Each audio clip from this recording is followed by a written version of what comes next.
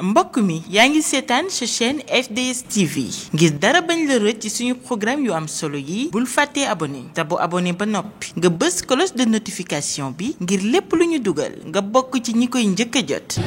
Oui, je me nomme Monsieur Sy actuellement, ex-adjudant-major de l'armée sénégalaise, un vétéran de la Grande Muette. Nous sommes de la génération du Festival mondial des arts nègres. Moi, référence. Je me souviens quand j'allais à Bango, le festival avait démarré au mois d'avril. Et nous sommes des jeunes qui avons décidé d'aller servir la nation. Et donc, nous sommes tombés comme par hasard sur la grande mutation des forces armées. Pourquoi je dis ça? Tous nos anciens qui nous avaient devancés, de la première génération jusqu'à notre contingent, ils faisaient des diplômes d'aptitude numéro 1. C'est à notre génération que nous avons commencé à faire les diplômes d'aptitude. Waaw, faut-il commencer des diplômes d'aptitude technique numéro 1. Donc nous, j'ai eu la chance de faire partie de cette génération bobo. Pour la petite histoire, Mbaye Gueye sama classe la, Ndiaga Mbaye sama classe la, Doudou Diong sama classe la, donc ñun ñëpp même classe bi la maa daan organiser sax ci à Bango combat Mbaye Gueye ak dégg nga maam ay joolaa yeeg foofu ak séeréer yi. Pour dire que on était vraiment à l'aise parce que on avait quand même amoon nañu éducation bu baax xamoon nañu àdduna nu muy doxee te man bi may dugg booba presque mag laa woon parce que 66 j'avais 22 ans donc mag laa woon te ci magoon ci contingent boobu laa ba donc loolu moo ñu yóbbu ñu dem parce que j'avais voulu effectivement j'avais boudé le lycée de la Fosse et j'avais dit à ma maman man dootuma dem école damay liggéey mu ne ma lu tax ma ne ko dama bëgg a jàppale la parce que sonn nga donc noonu laa demee mu daay ma yóbbu commissariat central boole ma affaire de par ses relations ak le commissaire Sarr yàlla na ko yàlla yërëm mu yóbbu ma section identité 1 mois 2 mois commissaire Sarr ne maire bi non kii il a un excellent niveau vaut mieux nga bàyyi ko mu dem armée bu demee armée il aura la chance de venir être peut-être même inspecteur ou des trucs comme ça parce qu'il a donc loolu moo ma yóbbu armée. Déjà Bango moi je voulais faire génie mais comme on avait été testé élève gradé on n'avait plus le choix donc mon commandant de compagnie ne ma doo dem fenn yow CAT1 CAT2 la grande mutation là yéen a ci am chance ci ngay bokk bon noonu lañ demee CAT1 on avait boobu c'était 6 mois de formation à Bango 6 mois au CAT1 et j'ai eu la chance d'être parmi les 3 premiers et donc nous avons enchaîné on nous a choisi pour ñu def le premier CAT2 de l'armée sénégalaise. Alors foofu aussi ma génne ci 3 premiers yi donc sunu durée légale jeex CI CAT1 CAT2 18 mois la donc ci la jeexee ñu affecté ma 23e ma ne foofu boobu on était ñetti nit yoo xam ne am nañu CAT2 au niveau de l'armée nationale. C'était feu Ibrahima Diagne capitaine Ibrahima Diagne sama classe la yàlla na ko yàlla yërëm sama taaw bu jigéen jabaram laa ko tuddee Sapende Seck man ak Sapende Seck ak Ibrahima Diagne Sapende Seck tuddee na ma doom il est sous-officier dans l'armée donc noonu la ñu demee am ouverture dans l'armée sénégalaise. Alors après le défilé de 69 à Saint-Louis le commandant Saliou Niang ñu jox ko commandement wu bat commando fekk man j'étais volontaire para mu ne ma non yow diw lim au moins 5 personnes ne leen je vais au commando yéen laay àndal au commando parce que yéen xam naa leen ñu dem c'était en 69 avril 69 ñu dem foofu on a fait 4 ans au commando nous faisions partie des premiers éléments titulaires de CATT dans les armées au commando j'étais le seul donc bi ñu yegsee daa vraiment les gars nous ont accueillis à bras ouverts fekk déjà lu ñu wax Saliou Niane non il faut vous référer à Macan il faut vous référer donc noonu la sama tour bi siiwee ñu jàll caporal ADL ñun dañu jàll directement caporal ADL nous sommes les premiers yu jàll caporal ADL dans l'armée quelque temps après rek ñu jàll caporal chef quelque temps après ma jàll sous-officier alors bi ma jàllee sous-officier dem defi CIA on était 250 on a fait le concours à Lat Dior on a pris 70 admis et j'étais major de cette génération sur les 70 il y a eu 68 titulaires du CAT armée de l'air la marine le génie toute arme confondue major de cette promo dans cette génération il y a eu presque am na lu mot 50 officiers yoo xamante ne yi sama ginnaaw lañ topp tey ay colonel lañ tey mais loolu la yàlla dogal ma gëm ko nag bi ma ñëwee au commando j'étais toujours ci frontière bi de Linkiring à Kalifourou j'ai fait tous les postes loo fa gis ko fa c'est moi qui ai ouvert KM bi ñu décapité les 66 tar là ñu dagoon seen bopp man maa ubbi KM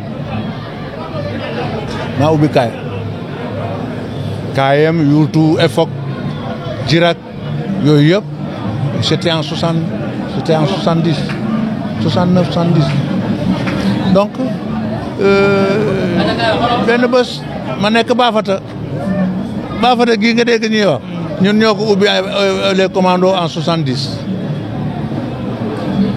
alors ñu laajte volontaire sous-officier célibataire pour dem encadrer au Prytanée militaire bon ma joxe sama tur on était presque 200 volontaires mais gis nga li yàlla lay def tubaab yi man de ñoom rek laa bañ yàlla na ma yàlla baal mais dañuy teg lépp ci yoon booba temps Pape Woré Diagne il était capitaine sama encadreur la woon à Bango moo yore woon suñu équipe de foot et moi j'étais son préféré alors mu wax ko waa ji mu ne ko mais on cherche le Macansi là il est major de la promo du CIA qui vient de passer mais prenez-le envoyez-le il est célibataire noonu laa demee Ouagadougou Prytanée militaire de Kadioko alors quand je suis arrivé vraiment yàlla defal ma nag wagale yi adopté ma j'ai rencontré celui qui est venu me chercher un sergent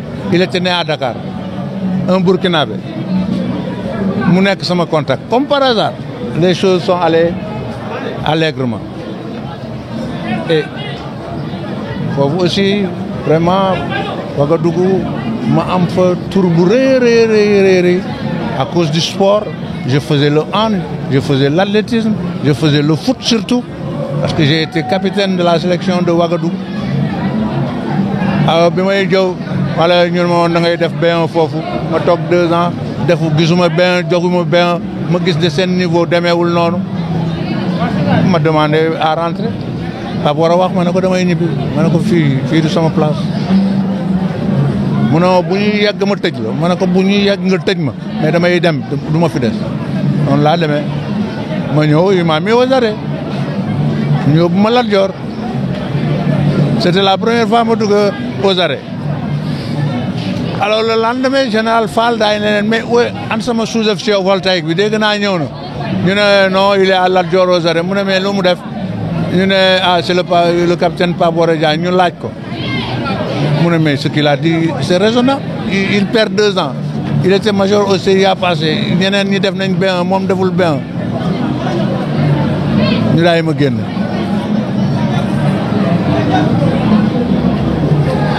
donc vraiment ma sant ci yàlla bu baax.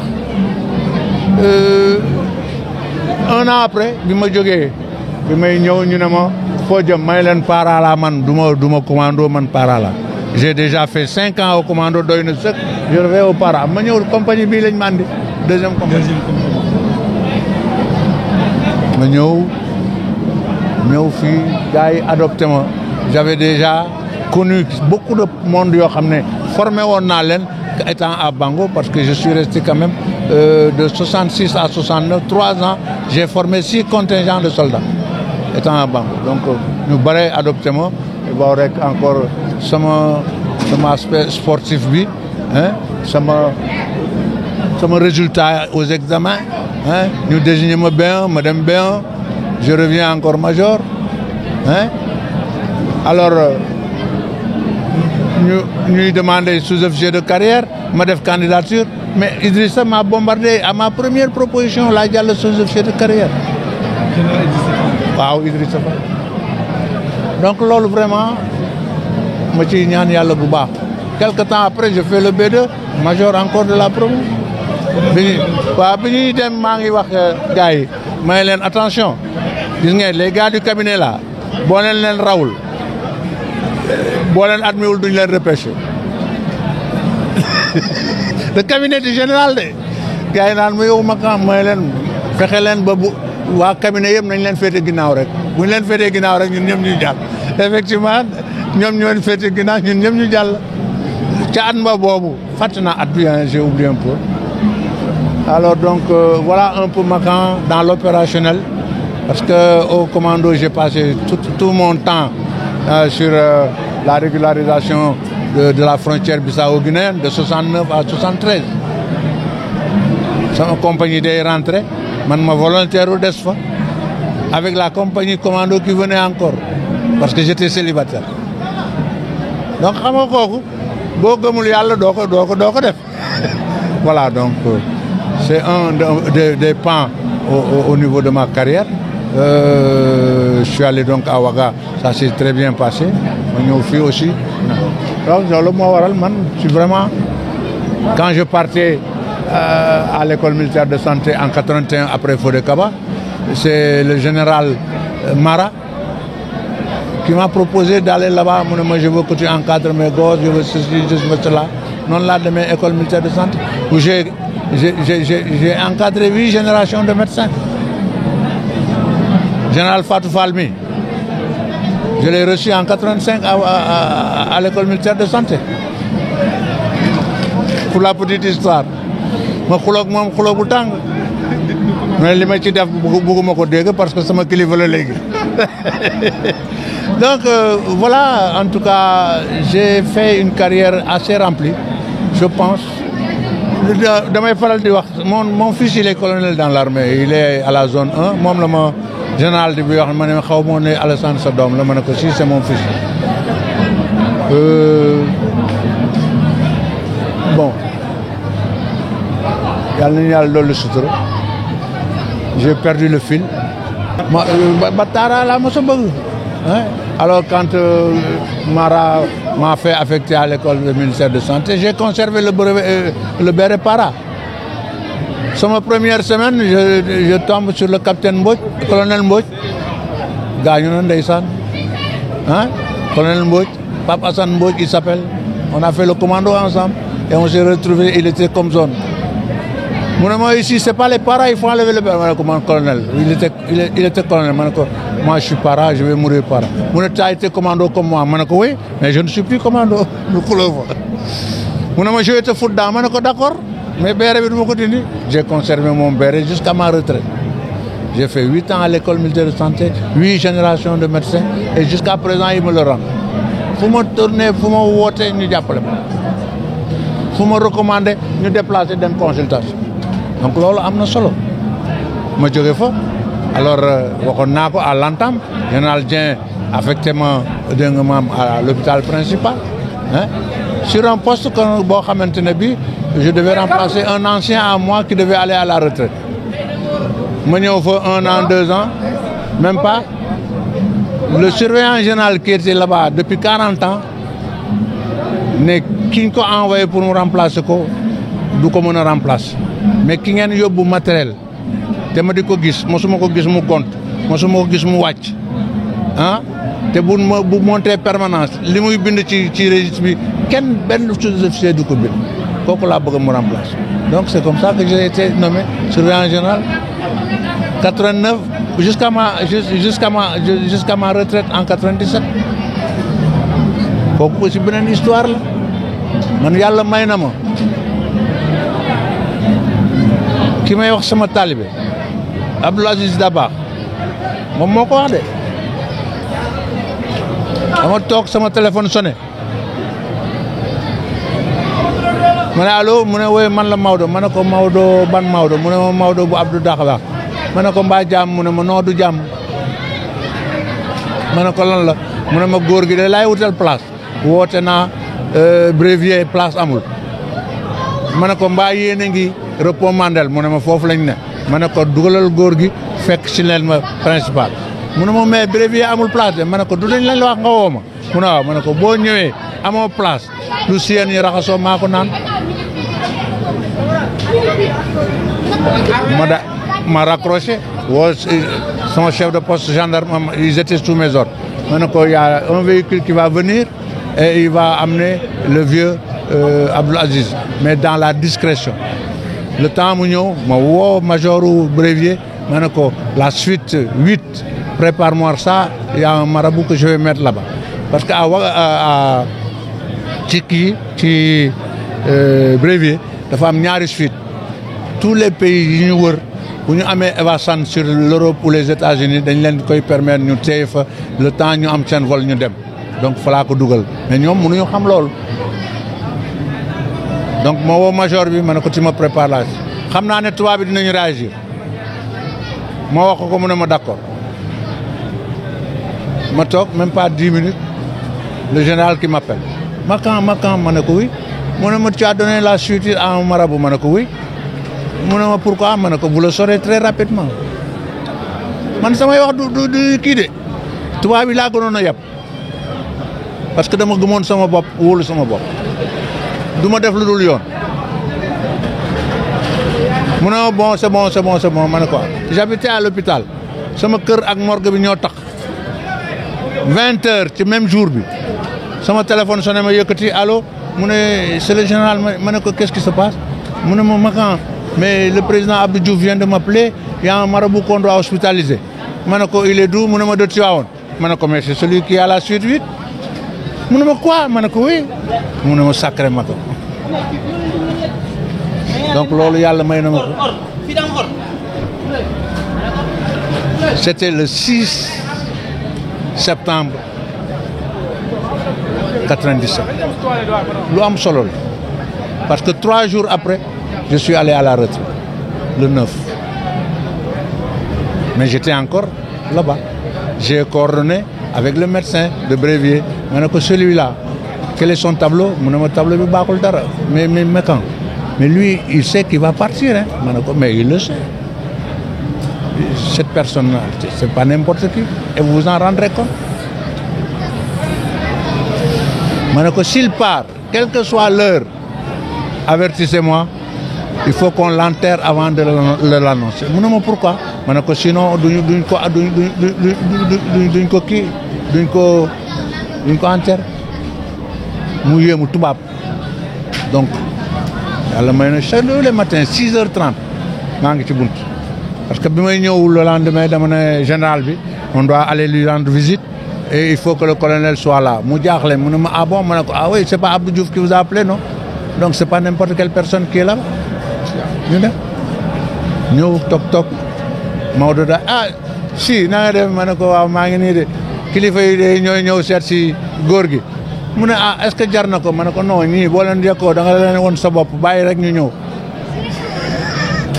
yaa ngi may suivre de alors mu daay ñëw ma dugg mu ne ma si ma ne ko kilifa yi de ñoo la seet mu ne ma du si nga ma wax mu ne ma waaw ma ne ko yow mu ne ma ban si nga ma ne ko man dey capitaine Racine bu Elimane Racine mooy sama maam mu ne ma ah yow de sama sëriñ ma ne ko astafurla mu ne ma bul wax loolu ma ne ko astafurlaa góor gi bul waxati loolu mu ne ma sama sëriñ nga parce que xamoo fi may waxee ma ne ko fooy waxee mu ne sa maam Ilimaan sama wasi la papa Alaaji Maalik la foofu laa yow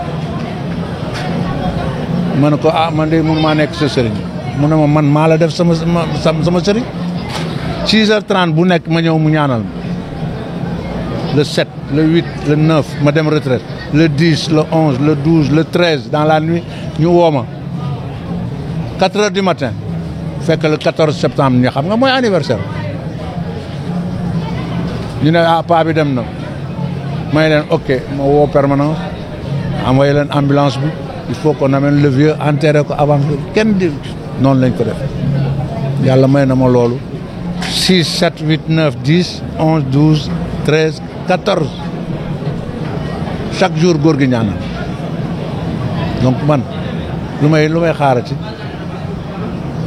ça fait juste 2 mois j'ai été rendre visite à Maodo boobu ba léegi gars yi naan Maodo ngi lay laaj nangam bu 97 ba ren du 27 ans mu recevoir ma dafa ma seen rek ma ne ko xam naa fàtte nga ma man maa dugaloon góor gi brévier mais par yàlla mu ne ma yow kay lu baax nga def y a même pas d'eau. Bon, bref. Ça, c'est un peu marquant d'ail jaar-jaaram parce que moi, je savais que j'étais bien éduqué. Ça, modestement. Mis à part, je savais que j'avais un bon niveau. Je savais que je faisais de bons résultats. Mais je ne me laissais pas piétiner. Donc, loolu moo waral sama carrière foofu laa ko terminé et j'ai remercié le bon Dieu. Mais dama génn rek fekk Souris avait mis en place l'association des anciens footballeurs. Et jusqu'à présent, mi ngi marché. Et il m'a donné la commission sociale. Dama daan wër fu ne Mbour, Saint-Louis, Teungueth, Ziguinchor, j'allais vers les footballeurs nécessiteux avec ma propre voiture.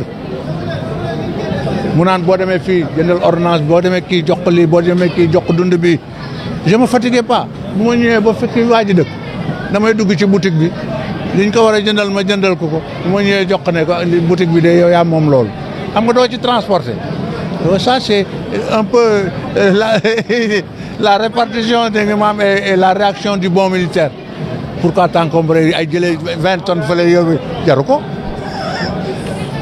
donc loolu aussi fait que Souris, on s'entraînait tous les soirs avec les anciens footballeurs à Demba Diop ou à Iba Mar Diop.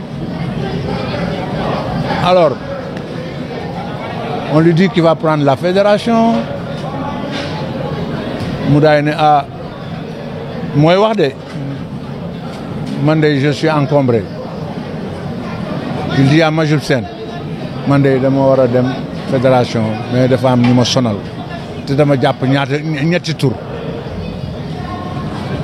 sama xarit bi bëgguma wax tur bi quoi sama xarit bëgg na ko sama jarbaat bi Sega Sakho te dem tey mu ne ko ak benn booy bu ñuy wax Makansi mu ne ko Makansi ban Makansi mu ne bu hôpital principal mu ne ko jëlal ko Majib a ko wax de tu sais pourquoi Majib wax ko lool Majib un jour dafa ñëw il avait amené sa maman il était désemparé. Il voit marqué surveillant général, il toque à ma porte. Douga, je dis, grand Majib, c'est des hommes publics. Alors ça l'a marqué. Je dis, mais je non du jam. Je dis, bon, togal, je dis, tok. Je dis, lan moy ce problème. Je dis, man sama yaay la bëgg ñu wutal ko place. Je dis, lolu du problème. Je dis, wo médecin, wo infirmier, ñu wutal ko place jox. Faté na lolu de. ndekete ça l'a marqué mu ne man lii kii li ma defal bu doon keneen dina ma laaj xaalis mais booy bi ba léegi ngaangu ma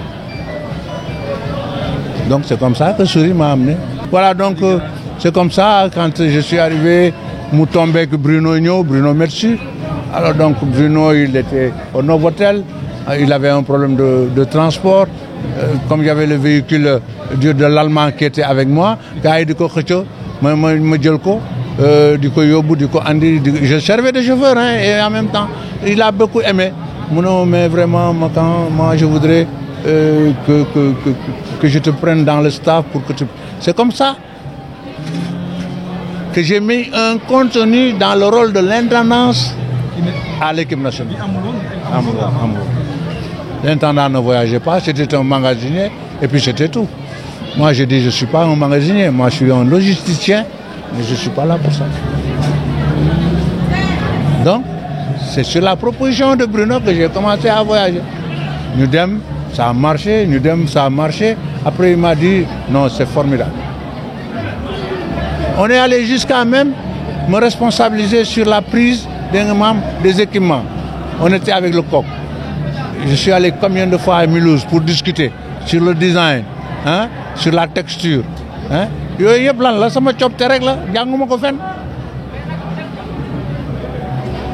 Quand on a coupé avec je suis allé à Nuremberg une fois. Donc, parce que moi, je me suis dit, je me permets tout ce que la loi ne m'interdit pas et tout ce qui peut faire une bonne chose et mettre l'équipe dans des conditions. Je vais jusqu'au moindre détail. Je sors dans mon sac, je lui donne. Comment tu fais? Non, je prévois l'imprévisible.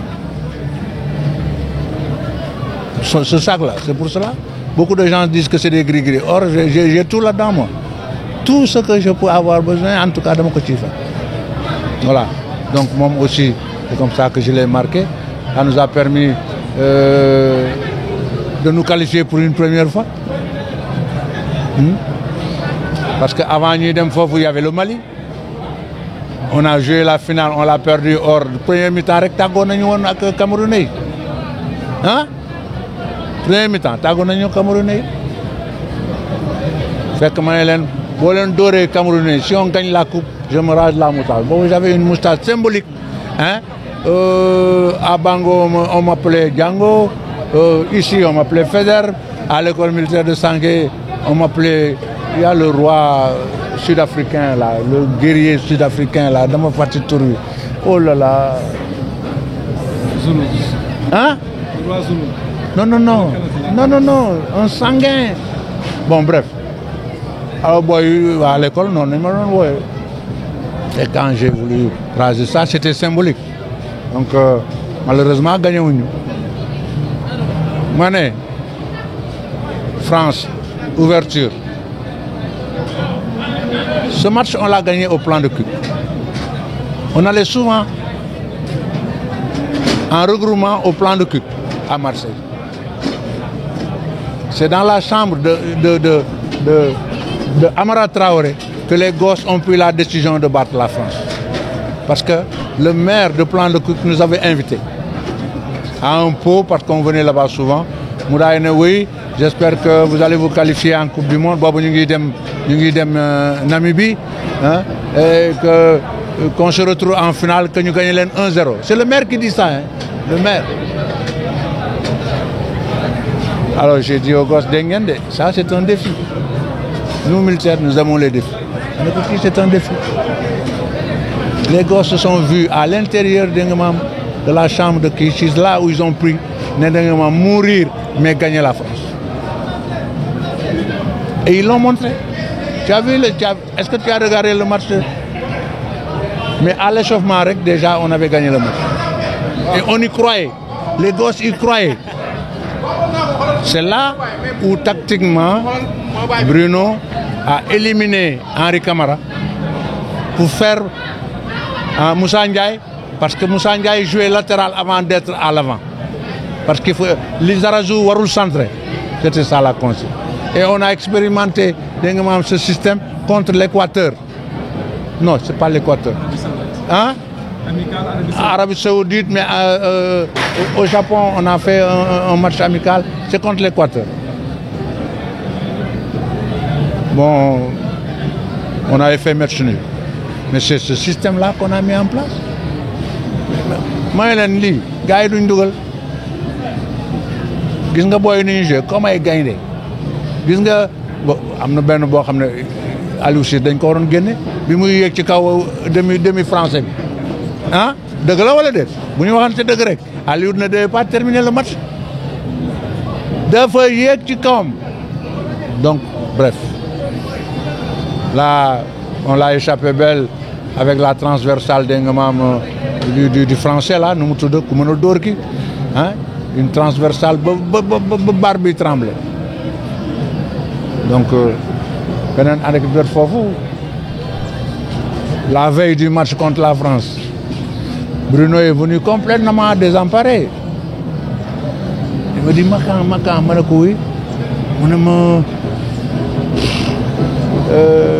Khalilou ma ne ko Khalilou quoi mu ne il a oublié son slip à Daïgou ma ne ko son slip qu'est-ce que j'en ai à foutre mu ne ma non c'est avec ça qu'il joue tous les matchs ma ne ko alors maintenant mu ne ma il me faut le slip ma ne ko ah bon mu ne waaw ma ne ko il te faut le slip ma ne ko waaw mu ne ko ok d'accord on était avec les Coréens parce que Séoul la ñu waroon jouer ma woo la responsable ma ne ko j'ai oublié mes passeports de tous mes joueurs à Daïgou xam nga mënu ma ko wax slip il me faut une limousine en partance de Séoul pour l'aéroport un avion Séoul-Daïgou une limousine aéroport hôtel Daïgou pour prendre les passeports et revenir et il me le faut au plus tard demain avant le match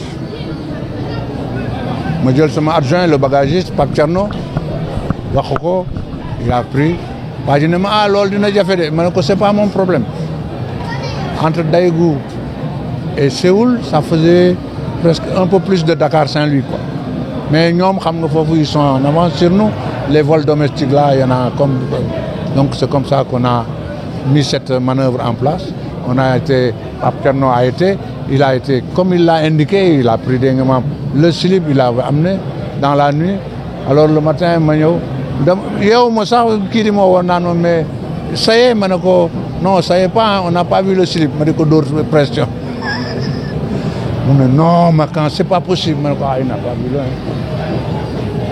mu ne ah c'est foutu ma ne ko non c'est pas foutu voici le slip rek mu yenu loxo bi ça c'est une anecdote hein alors donc c'est sur ces entrefaites que moi j'ai géré durant toute ma présence à l'équipe nationale dans les moindres détails nous comme militaires nous sommes méticuleux amul fàtte woon naa ko wala la négligence c'est le plus mauvais motif pour un militaire donc noonu voilà yooyu ay jaar-jaar ah oui ki ma gënoon sonal nag c'était Lamine Diatta séeréer bu ñëf xonam boobu il est Diatta mais il est séeréer hein moom mu sooboon ci piscine bi yaa ba ma ko waaye yow man daal damay romb rek mu ne ma toi tu sais pas nager tu es plus ton plomb ma ne ko waaye full camp nga naan ma ci mu ne ma je vais te mettre là-dedans ma ne ko non attends j'enlève mon portable tu me mets où tu veux may kii rek ma jël portable bi sànni rek mu jël ma sànni ci biir ndox mi dafa defoon mënu ma fay ma ne ko moi je suis commando j'ai fait mon brevet commando nga di ma wax ay affaire donc voilà c'est lui qui m'emmerde le plus surtout nag le gardien Tony Mario Silva oh là là il m'a emmerdé day ñëw njatt ma ponkalaayam di ma téye ma ne ko booy yaa ngi may rey mu ne ma non yow paa bi da ngay da ko nekk waaw bu ma la laajee ay affaire nga daf may laaj pour ma jox affaire yi des fois damay bañ voilà donc ça aussi c'est un pan de l'équipe nationale mais le plus c'est quand Ronaldo a voulu obtenir le maillot de El Hadj Diouf. Du Brésil. le grand Ronaldo du Brésil. dama toog rek El Hadj Diouf na fëgg sama bunt ma ne ko lan la mu ne ma il me faut un maillot ma ne ko pour lan mu ne ma Ronaldo moo ma koy ñaan ma ne ko j'en ai rien à foutre kon doo am 2 maillots le jour du match de mu ne ma non nee na bëggul dajeeg ñun ils avaient peur de nous les Brésiliens moo tax bi ñu tiré ñu xam ne Turquie la ñuy jël ils ont dit ouf hein Tu vois, jusqu'à demander le maillot parce que moi, je ne sais pas. Non, mais pour vous dire. Donc, il avait envoyé une voiture et un chauffeur. Beaucoup une anecdote là. Et ça, pour vous dire que là, j'avais une dimension pendant la Coupe du Monde. Peut-être que moi, je mesurais ou ça. Mais malheureusement, je suis amnachi, les canachis wursagam, et ne l'olo gunchamo. Kolwezi. Il y a un film qui dit le rêve saute à Kolwezi. Effectivement, c'est nous qui les avons relevés en juin 1978. On est arrivé nuitamment à Lumumbashi avec un climat pas des moindres, complètement frisqué, dont on n'était pas habitué. Alors les Français ont dit non, ils ne laissent pas Kolwezi s'ils ne les remettent pas aux Sénégalais. Ils ne remettront pas à un autre bataillon si ce n'est pas laissé. Donc, alors les Marocains disent non, on va vous éclater, vous allez avoir une compagnie à Lumumbashi, une compagnie à Likazi, une compagnie à Kolwezi. Le colonel lui dit non, moi je suis venu avec un corps, je vais commander mon corps, s'il le faut, vous m'amenez même en enfer. Donc vous allez à Kolwezi. C'est comme ça qu'on est parti à Kolwezi. Nous étions la seule, le seul détachement a été à Kolwezi. On y est allé sur demande de Mobutu, avec l'acceptation de Léo, pour 4 mois maximum. Mais nous avons fait 14 mois. 14 mois à Kolwezi. Et donc, là aussi, un séjour extraordinaire où les Marocains nous ont respectés. Parce que les Marocains, ils sont plus motorisés, ils ne sont pas tellement habitués à la marche. Or, nous, on était polyvalents. Moto, alors, s'il faut maintenant aller dans des coins où les voitures ne passent pas, on leur donnait tout le temps les pions. Ils nous respectaient beaucoup. Fodé Kaba, j'y ai pas participé en tant qu'élément essentiel. J'étais ici à la base arrière. Tout le corps m'a commandé parce que j'étais sergent-chef et j'étais le plus ancien des célibataires. On m'a laissé en base arrière avec les jeunes. Donc, Fodé Kaba, mais le bataillon a été engagé. C'était la première fois que l'armée sénégalaise faisait une opération armée de terre, armée de l'air, marine. Aucune armée africaine ne l'a encore expérimenté. Nous sommes la première armée africaine à avoir combiné ces trois. Et je me souviens, la zone sud est partie de Ziguinchor, la zone est avec le colonel Ablaye Dien, il était colonel, il est venu de l'Est.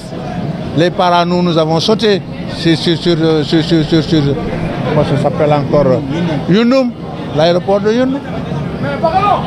Et nous avons fait une manœuvre commando para durant tout. Et c'est là où les paras ont perdu beaucoup de monde.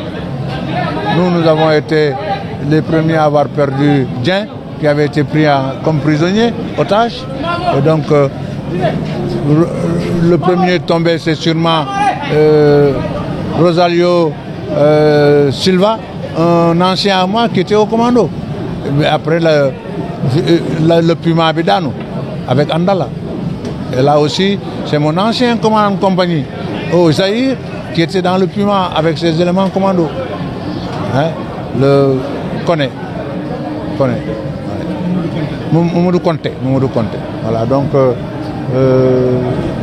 c'est un peu ça, Lola Chimonawa. Mais ça a été une réussite extraordinaire. Le Liban, voilà, donc j'ai fait le Liban, le Senbat 10. J'étais à l'école militaire de santé. Le médecin qui devait partir m'a dit, j'ai besoin de toi, je veux un gars comme toi, expérimenté, on va aller au Liban. Il n'y a pas de problème. C'est comme ça que je suis parti au Senbat 10. Je suis arrivé parmi les derniers, mais j'étais dans un poste isolé. Il y avait un soulier-na qui était dans un poste principal. Mais il était traumatisé, quoi. Alors on m'a relevé de mon poste et je suis venu au poste 3. Et là, vraiment, on a passé un excellent séjour calme. Hein? Mais la veille de notre départ, il y a eu une attaque en RPG d'un élément israélien qui était en mouvement.